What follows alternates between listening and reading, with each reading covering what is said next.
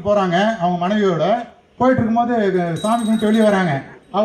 அவங்க மனைவி என்ன சொல்கிறாங்க, இதை யாசிக்கிறாங்க. அவங்க வெளியே நின்றுட்டு ஐயா தர்மம் அப்படின்றாங்க.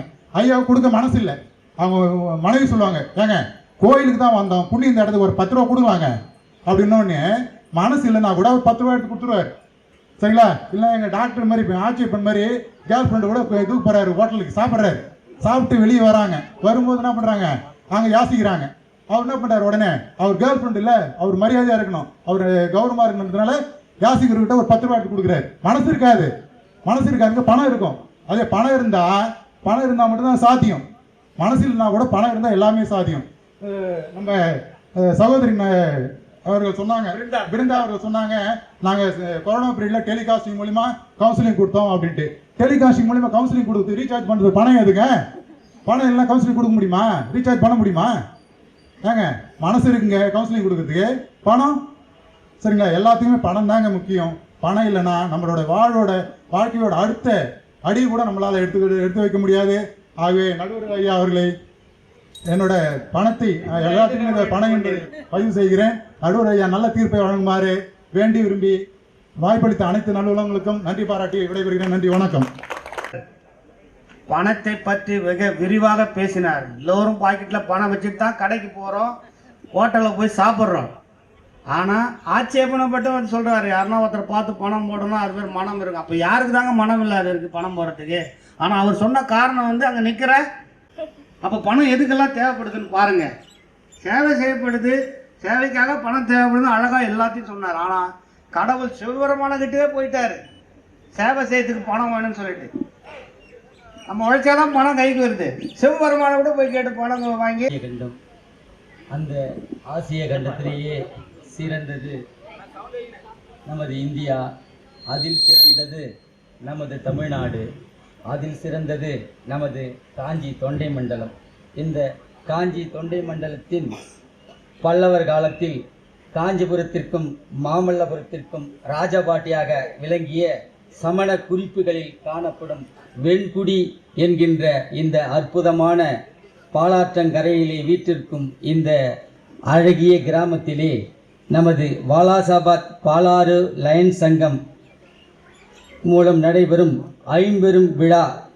இந்த விழாவை மிக சீரும் சிறப்புமாக ஏற்பாடு செய்து நடத்தி கொண்டிருக்கும் அனைத்து நல் உள்ளங்களுக்கும் எங்களுடைய பட்டிமன்றம் சார்பாக வணக்கத்தை தெரிவித்துக் கொள்கின்றேன்.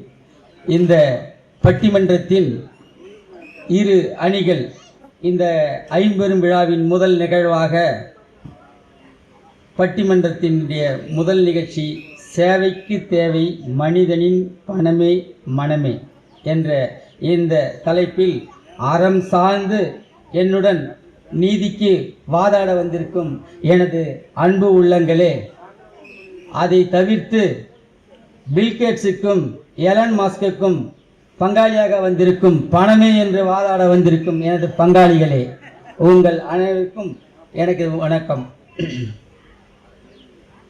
கல் தோன்றி மண் தோன்றா காலத்திய முன் தோன்றிய மூத்த குடி தமிழ்குடி.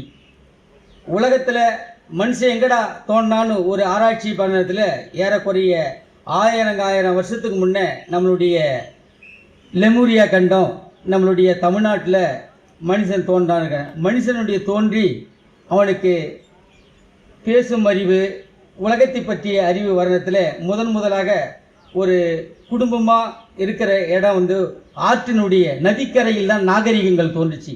ஆற்றின் கதையோரம் நாகரிகங்கள் தோன்றுச்சு. அதுக்கடுத்து ஒரு குடும்பமாக ஆகிறாங்க, குடும்பமாகிட்டு ஒரு குழுவாக ஆகிறாங்க.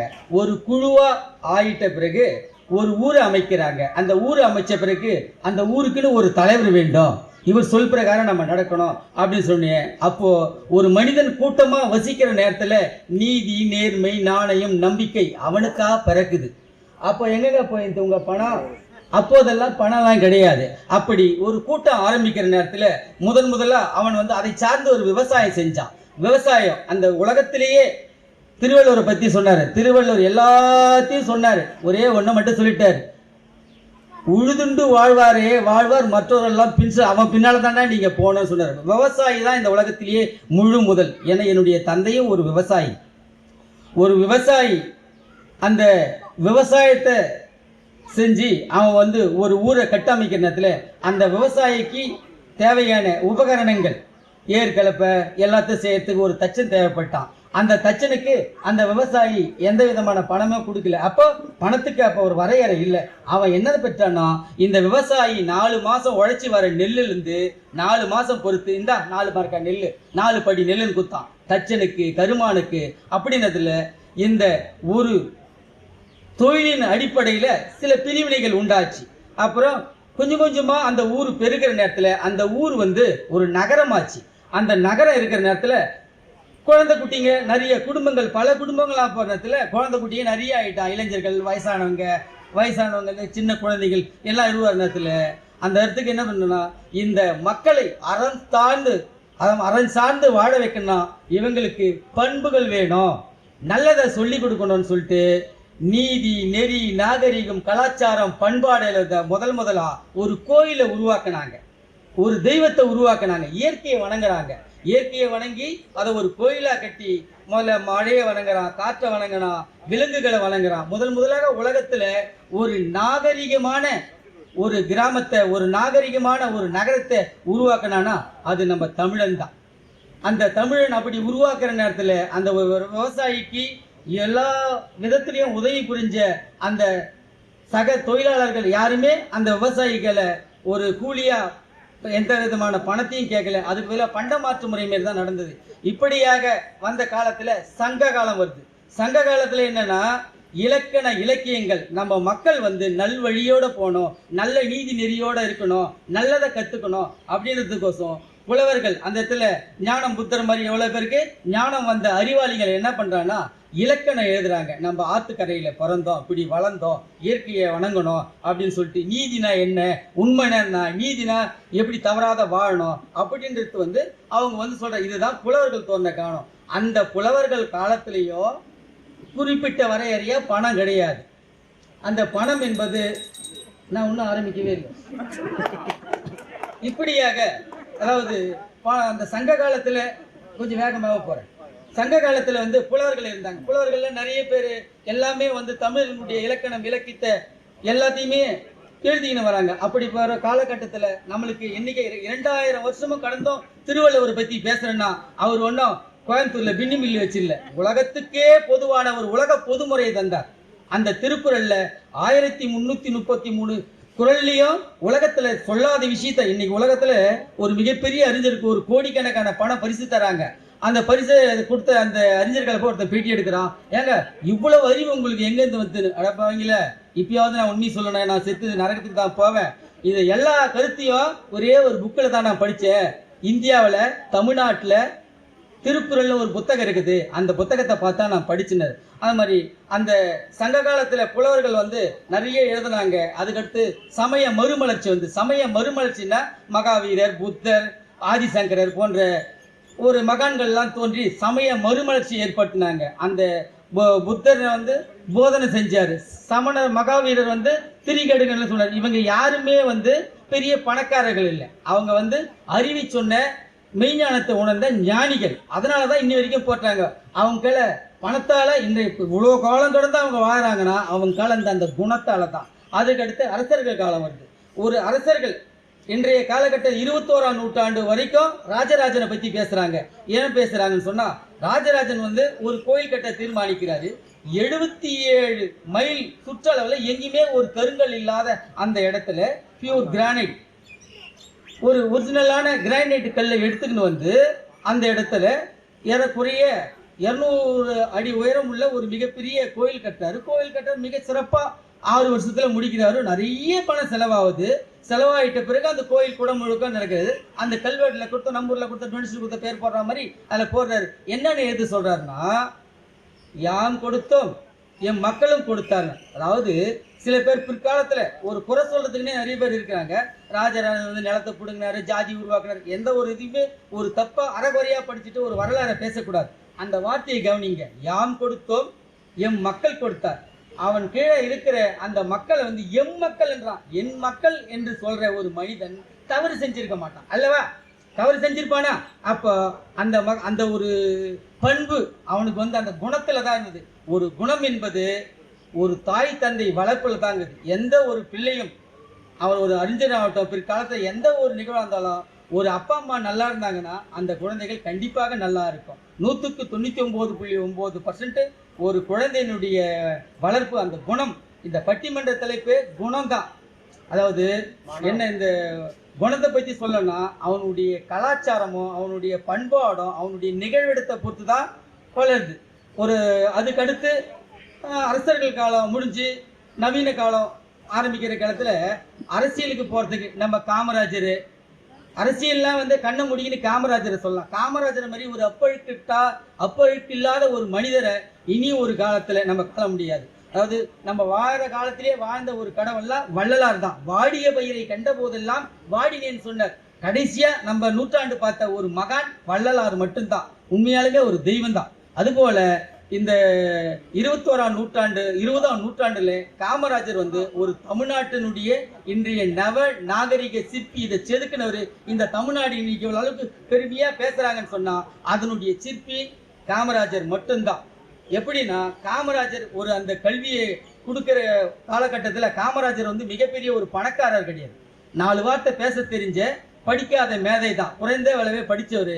என்ன பண்ணலாம், தமிழ்நாட்டில் கல்வி தரத்தை உயரத்துக்கு என்ன பண்ணாரு, அதற்கு உண்டான சில மனிதர்களை வெளிநாடுகளுக்கு அனுப்பி இங்கே உள்ள கல்வி முறையும் வெளிநாட்டில் உள்ள கல்வி முறையும் கண்டுக்கின்னு வந்தார். ஆனால் இப்போ அரசியல்னாவே எல்லாருக்கும் பயமாக தான் இருக்குது. அதுக்கு முன்னே அரசியல்லாம் ரொம்ப பழங்காலத்தில் பயம். அரசியல் துறவரமோ அரசியல் ஒன்று, அரசியல் 5 எழுத்து, துறவரம் 5 எழுத்து. அப்போ அரசியலுக்கு போனால் ஒரு பிள்ளைய சுற்றி கோயிலுக்கு விட்டா மாதிரி எனக்கு. ஏன்னா அவன் பொது சேவை செய்ய போகிறான், அது நாட்டுக்கு அர்ப்பணிக்கிறான்னு. ஆனால் இப்போ பாருங்க, அரசியல்னாவே அமலாக்கத்துறை வருமா அப்படின்னு பயப்படுறான். அந்த காலகட்டம் இப்படி ஆகி போச்சு. கடைசியாக முடிக்கிற ஒரு நேரம் வந்துச்சு. 2 முறை எச்சரிக்கை மணி ஒழிச்சிட்டாரு. என்னுடைய எதிர்த்தரப்புலேருந்து வந்திருக்கிற அன்புக்குரிய புலவர் கருணாநிதி நீதி நெறி அன்பு பண்பு பாசனம் 2 வருஷமா ஒரு கோயிலில் பிரசங்கம் பண்ணிக்கிறாரு. ஆனால் இப்போ பார்த்தீங்கன்னா குணம்லாம் கிடையாது, தூக்கி குப்பையில் போடணும்னு பணத்துக்கு பேச வந்திருக்காரு. அடுத்து பார்த்தீங்கன்னா 10 ரூபாய் ஹரிக்குமார் அண்ணன், அது தெரியுமா? 10 ரூபாய்னா நீங்கள் மனசு எங்கேயும் போயிடாதீங்க. இந்த காலகட்டத்தில் இந்த சுற்று வட்டத்தில் 25 ஊருக்கு 10 ரூபாய் கொடுத்தாலும் ஒரு காய்கறியை கொடுக்கலாம். அந்த கடையில் கொடுக்குற பெரிய மனசுள்ள சாதாரண ஒரு நல்ல மனுஷனாக இருந்து தான் இன்னைக்கு ஒரு அரசியலில் பெரிய அளவாகிறார். அண்ணன் 10 ரூபாய் ஹரிக்குமார் அண்ணன் அவரு அவ்வளோ சேவை செய்கிறார். இங்கே பணத்துக்கு வாதாட வந்துக்கிறார். இதுவும் ஒரு பெரிய பிறகு தான். அதுக்கடுத்து இருக்கிற அலிபாய் யாருன்னா தெரியாதா? போய்கிரி படத்தில் கேட்குற மாதிரி கேட்காதீங்க. தலைமைச் செயலகத்தில் ஒரு வேலை செஞ்சு ஓய்வு பெறுவார். நான் கடைசி 5 வருடமாக அவருடைய ரயில் சிநேகம். அந்த பயணத்தில் அவர் சொல்லுவார், தம்பி நீதியாக வாழு, நியாயமாக வாழு, அன்பாக இரு அப்படின்னு எனக்கெல்லாம் ஊருக்கெல்லாம் உபதேசம் செஞ்சுட்டு அதெல்லாம் தூக்கி குப்பையில் போடுறா, பணம் தாண்டா முக்கியன்னு பேச வச்சுக்கிறார். படிக்கிறது ராமாயணம், இடிக்கிறது பெருமா கோயில். இல்லை இந்த மாதிரி பேசுவதற்கு நிறைய எனக்கு மக்களுக்கு கருத்துக்களை சொல்லி பேசுறதுக்கு நேரம் இருக்குது. இருந்தாலும் நடுவர் பெயர் பழனிசாமின்னு வச்சுக்கிறாரு. பழனிசாமின்ற மனிதர்கள் ஏறக்குறைய நல்ல கரும்பு போல இனிக்கிற மனசும் இரும்பு போல திடமால நெஞ்சமா இருக்கிறாருன்னு நினைக்கிறேன். அவர் பார்த்தா ஒன்றும் பணத்துக்கு மயங்கிற ஆளா தெரியல, அநேகமாக குணசாலியாக தான் இருக்கும். கடைசியாக அவருக்கால ஒரே ஒரு கேள்வி மட்டும் கேட்டுட்டு நான் என் இடம் அமர்றேன். நடுவர் ஐயா, நீங்கள் உங்களுடைய உறவினருக்கு பொண்ணு பார்க்க போறீங்க, உங்கள் பிள்ளைக்கு ஒரு பொண்ணு பார்க்க போறீங்க ஆச்சியா? ஆமாம் சொல்லுங்க. உங்கள் பிள்ளைக்கு பொண்ணு பார்க்க போகிற நேரத்தில் அங்கே போயிட்டு முதல்ல சொந்தக்காரர்களை என்ன விசாரிப்பீங்க? எல்லாரும் எப்படி இருக்காங்க, அக்கம் பக்கத்துல நல்லா பொண்ணுடைய குணநலனை விசாரிப்பீங்க. அதுதான் அக்கம் பக்கத்துல குணநலனை விசாரி. என்ன விசாரிப்பீங்க? எப்படி அவங்க குடும்ப சமாச்சாரம்லாம். குணநலனா பணநலனா? குணநலம் மனநலம் 2மே தான் இன்னைக்கு இருக்கிற காலம். அப்படிதான் அறம் சார்ந்து நிக்கிறேன்னா உங்க வாயில உங்களை அறியாதே வந்துச்சு. அனிசை செயல நீங்களே சொல்லிட்டீங்க. குணம் நல்லா பொண்ணுக்கு நல்ல குணமா அவ்வையாரே சொல்லிட்டு போயிட்டாங்க. குணம் இல்லாத பொண்ணை கட்டுறது அவ கையில கஞ்சி வாங்கி குடிக்கிறது காட்டுல போய் சாப்பிடான்ட்டாங்க. அதனால அந்த மாதிரி எங்க போனாலும் ஒரு இடத்துல ஒரு பொண்ணு பார்க்கவோ புள்ள பார்க்கவோ, நல்ல பையனா நல்ல குணசாலியாப்பா, நம்ம பாக்கெட்டில் 2000 ரூபாய் தாள் வச்சிருப்போனா அது கூட செல்லலை, அது ஏன் கதையா போச்சு, அதை கேட்க முடியாது. சரிங்களா? அதனால எப்பவுமே பாருங்க பண மதிப்பிழப்பு. இன்னைக்கு கத்தியே ஒருத்தன் பீரோவில் வச்சிருந்தா மறுநாள் பார்த்தா மாகரில் இந்தியன் பேங்கில் நின்னுக்கிறான். ஒரே நைட்டில் மாறி போச்சு, மொத்த துட்டு செல்லாதான்ட்டான். நம்ம எக்காலத்துக்கும் பணம் செல்லாத போகும், ஆனால் எக்காலத்தும் செல்லாத ஒன்று குணம், எக்காலத்திலும் அழியாத ஒன்று குணம். இந்த நாடு இந்த மக்கள் இந்த இதில் இளைஞர்களாம் கொஞ்சம் பேர் தான் நல்லா இருக்கிறாங்க. அதனால தான் மழை பெய்யுது. புரியுதுங்களா? அதனால எந்த காலகட்டத்திலும் தொழில் ரீதியாகவும் வாழ்க்கைக்காகவும் சில நாம் போராடிருக்கோம், உழைக்க வேண்டியிருக்கோம், பிழைக்க வேண்டியிருக்கோம். ஆனாலும் பணம் என்பது எந்த இடத்துலையும் திருப்தி பெறாது. ஒரு பிள்ளையை பெற்று